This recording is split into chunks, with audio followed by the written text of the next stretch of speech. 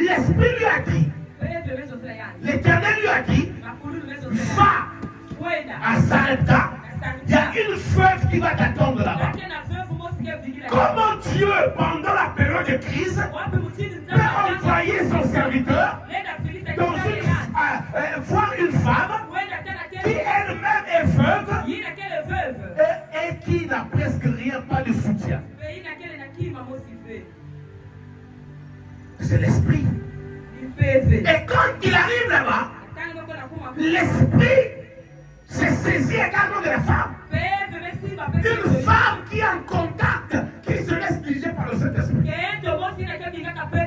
Elle est en train de ramasser du bois pour faire son dernier repas avec son fils. C'est en ce moment que Élie vient. Il lui demande d'abord de l'eau.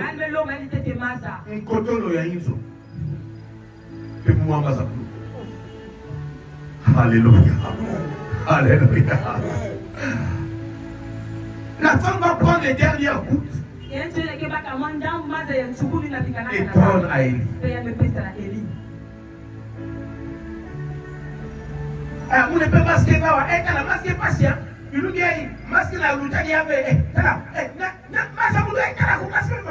attention, je ne sais pas qui tu es en train de recevoir. Alléluia. Et la femme ramassait du bois. C'est-à-dire que c'est au bois que tout a été accompli. C'est sur un bois que tout a été accompli. La femme prenait du bois. C'est au moment qu'elle prenait du bois, parce que c'était son dernier repas. Elle devait aller faire son dernier repas et mourir. En ce moment-là, Élie lui dit, femme, fais-moi un gâteau.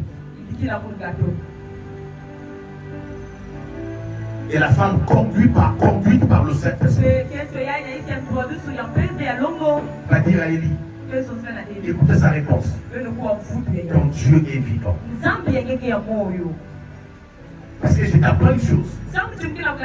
Le bois que je suis venu chercher là, c'est pour faire le dernier gâteau de ma vie avec mon fils.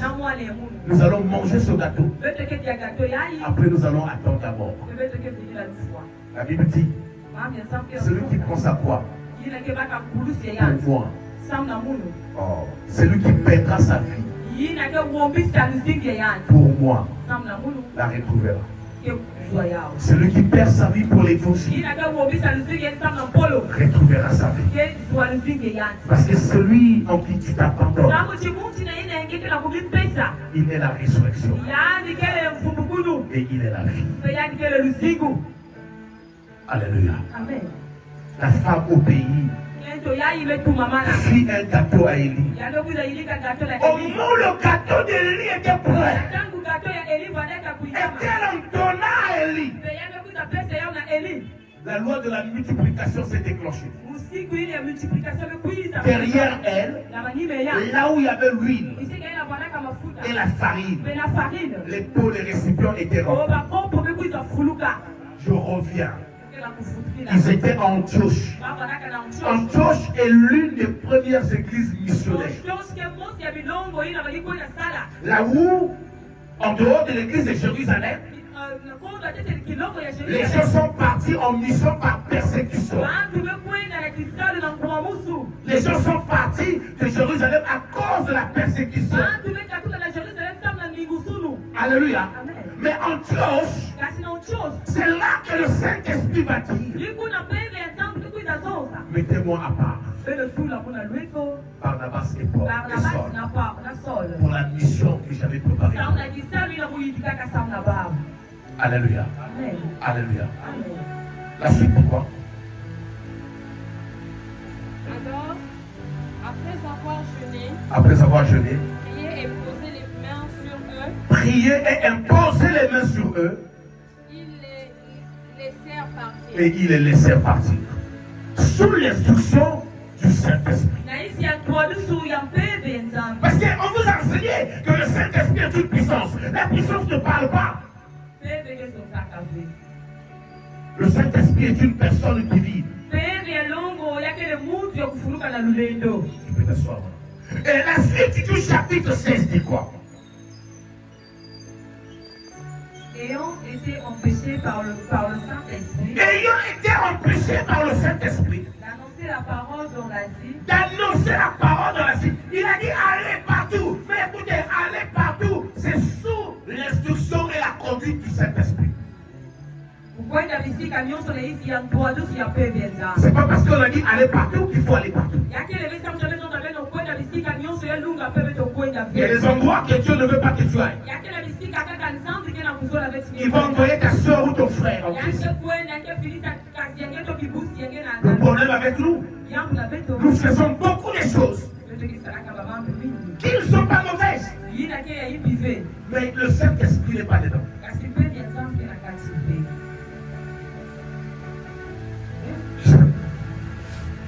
Il veut aller prêcher la bonne nouvelle. Mais le Saint-Esprit l'en empêche. Et la suite dit quoi? Ils traversèrent la Phrygie. Ils traversèrent la Phrygie. Et le pays de Galatie. Et le pays de Galatie. Arrivés près de Mysie. Arrivés près de Mysie. Ils se disposaient à entrer à Bithynie. Ils se disposaient à... Alléluia, la suite dit quoi?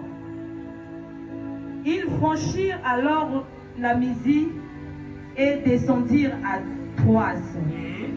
Pendant la nuit, Paul eut une vision. Un Macédonien lui apparut. Passe en Macédoine. Secours-nous. Alléluia. Dieu nous parle tantôt d'une manière, tantôt d'une autre. Et c'est nous qui ne prêtons pas attention. Il veut aller faire l'œuvre de Dieu. Il dit non. Laissez-vous conduire par le Saint-Esprit. Laissons-nous conduire par le Saint-Esprit. Nous n'allons pas faire les choses pour satisfaire la chair. Parce que l'autre est en train de faire une conférence là-bas. Moi aussi, je vais organiser une conférence ici. Parce que l'autre est en train de faire une campagne d'évangélisation là-bas. Moi aussi, je dois faire une campagne d'évangélisation ici. Il y a plusieurs manières de prêcher la bonne nouvelle. Il y a plusieurs manières de gagner les âmes. Mais chacun doit agir selon les instructions de l'Esprit. Et quand tu le fais selon le Saint-Esprit, les résultats sont manifestes.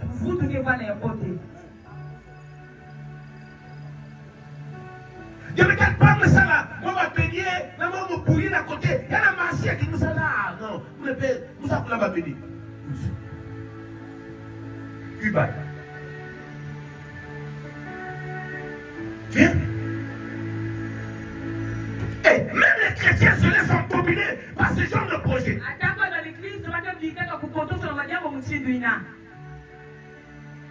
Oh non, la Chine, on dit la Chine, quoi la Chine?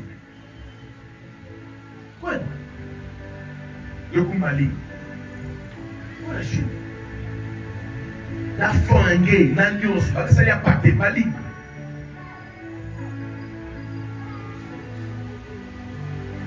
Ah, Lomé.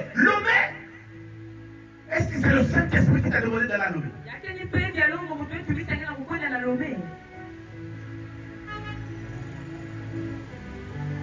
Vous savez, je grandis par la grâce de Dieu dans le Saint-Esprit. Je comprends que parfois, nous les pasteurs, on prie pour certains projets sans même demander au Saint-Esprit, Saint-Esprit, qu'est-ce que toi tu penses par rapport à ça?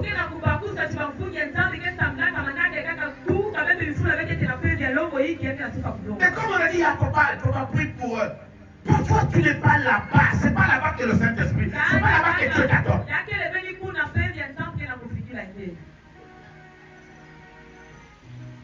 Alléluia. Alléluia. Le Saint-Esprit nous aide. Il nous aide même dans nos prières. La suite de Romains 8, 26 nous dit, par des soupirs inexprimables. Le Saint-Esprit demande des choses à Dieu par des soupirs. Au-dedans de nous, le Saint-Esprit soupire. La bouche est écoutée. La Bible dit que quand Anne est en train de prier, il est arrivé qu'elle parlait, mais les paroles ne sortaient plus. Le sacrificateur Élie lui a dit, il dit, femme, tu es ivre. Laisse un peu passer les cas d'ivresse là. Après tu pourras revenir. Anne a dit au sacrificateur, il dit, Seigneur, si tu connaissais l'état d'âme, l'état de ta fille, le cœur de ta fille,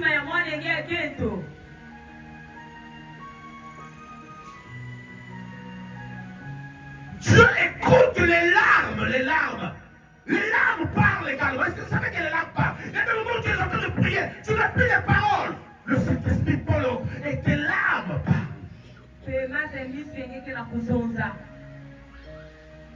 Des soupirs inexprimables. Tu ne sais même plus qu'est-ce que tu dois dire. Par où tu vas commencer. Et où est-ce que tu dois aller. Le Saint-Esprit, il vient. Et il agit. Et il fait des choses. Et parfois tu es surprise. Tu es surpris des résultats. Parce que quand le Saint-Esprit parle, il connaît le cœur de Dieu. Il sait exactement ce que Dieu a préparé pour toi. On n'est pas dormi. Ne dormez pas. Si tu sens que le sommeil veut venir, tu peux te lever, va derrière. Et dormez pas. Alléluia. Parce que nous sommes en train de manquer beaucoup de batailles. Parce que nous ne savons pas le beau cadeau que nous avons. Le temps que nous avons magnifique. Jésus-Christ. J'ai envie de dire que lui, il a été le don que le Père a fait à toute l'humanité. Mais le Saint-Esprit, c'est le don que Dieu a fait à son peuple. C'est le don de Dieu pour l'église de Christ. Alléluia. La Bible nous dit, le Saint-Esprit, il nous conduit.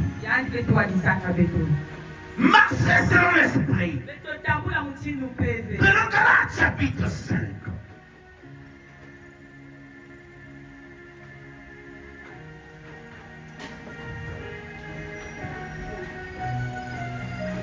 Alléluia. Le Saint-Esprit vient nous rendre libres, oui. Personne irrespectueuse. Alléluia. Vous savez, les gens aujourd'hui, quand vous regardez les réseaux sociaux et autres, chacun est libre de parler, mais quand vous regardez leur liberté, c'est une liberté insolente. Une liberté insolente. Et j'ai toujours dit, une personne conduite par le Saint-Esprit ne peut pas être impolie.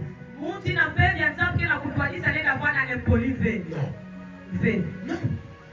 Le Saint-Esprit t'enseigne qu'il faut respecter les autorités. Il faut les honorer. Mais pas seulement les autorités. Il dit même les frères et sœurs, il faut les honorer. Il faut honorer les parents. Honore ton père et ta mère.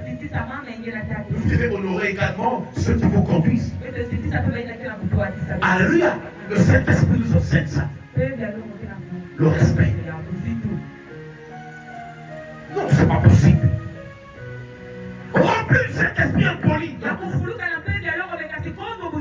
Parce que quand tu es rempli, le Saint-Esprit vient te donner le caractère de Dieu. Remplis le Saint-Esprit orgueilleux. Ayez en vous les sentiments qu'avec Christ. Lui qui était égal à Dieu, il n'a pas vu sa portion égalité comme une poire arrachée. Mais il s'est humilié lui-même. Il s'est dépouillé de sa humilité. Et il est devenu comme un simple homme. Un simple homme. Un simple homme. Ayez en vous les mêmes sentiments.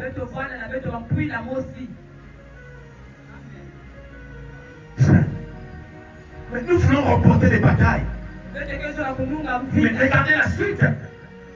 Il était obéissant. Il a obéi jusqu'à la mort de la croix. Et la Bible dit, c'est pourquoi Dieu l'a souverainement élevé. Et il lui a donné le nom au-dessus de tout nom. Afin qu'au nom de Jésus, tous ces nous fléchissent. Dieu résiste aux orgueilleux. Et il fait grâce aux humbles. L'une des activités du Saint-Esprit, c'est de nous donner le caractère de Dieu. Et l'humilité en nous précède la gloire. Alléluia. Alléluia. Les gens veulent être grands. N'oubliez pas que le diable également peut te rendre grand. Mais la grandeur du diable finit par chuter. Mais la grandeur qui vient de Dieu, c'est une grandeur éternelle. Là où je suis, c'est là également que vous êtes. Et là où je serai, c'est là que vous serez. C'est ce que le Seigneur nous a dit. Et quand le Seigneur nous dit, il nous a racheté de la puissance, il nous a délivré de la puissance des ténèbres. Et il nous a transportés dans le royaume de son Fils. Et nous sommes ensemble avec le Christ. À la droite du Père. Mais être élevé comme ça, c'est réservé aux personnes qui se laissent conduire par le Seigneur. L'unité précède la gloire. Alléluia. Et le Saint-Esprit bâtit. En nous, il nous apprend à être obéissants. Il nous apprend à être soumis. C'est pourquoi Jésus, quand il sort des eaux du baptême, il est rempli du Saint-Esprit. Et l'Esprit l'amène sur la montagne afin d'éprouver son caractère. Et quand il descend de la montagne, là il est revêtu de puissance. Mais aujourd'hui les gens veulent la puissance sur le caractère de Dieu. C'est pourquoi vous pouvez voir des gens qui guérissent les malades, qui prophétisent authentiquement. Mais ils sont impolis, ils sont impudiques, ils sont voleurs, ils sont orgueilleux, ils sont tard, ils méprisent les autres. Et même quand tu parles devant les autres, c'est vraiment avec quelqu'un. Il n'y a pas le caractère de Christ dedans. La chair, c'est ce qui les dirige. C'est pourquoi la Bible dit marcher selon l'esprit. Galates chapitre 5, à partir du verset 18. Galates 5, 18. Si vous êtes conduits par l'esprit, vous n'êtes point sous la loi. Vous n'êtes point sous la loi. Or, les œuvres de la chair sont manifestes. Les œuvres de la chair sont manifestes. Ce sont l'impudicité, l'impureté, la dissolution, un désordre qui n'a pas de limite. l'idolâtrie, la magie. L'idolâtrie, ce n'est pas seulement être devant je ne sais pas, une image sculptée. Il y a des gens également qui sont des idolâtres. Ils ont pris leur travail, ils ont mis devant, ils ont pris leurs études, ils ont mis devant.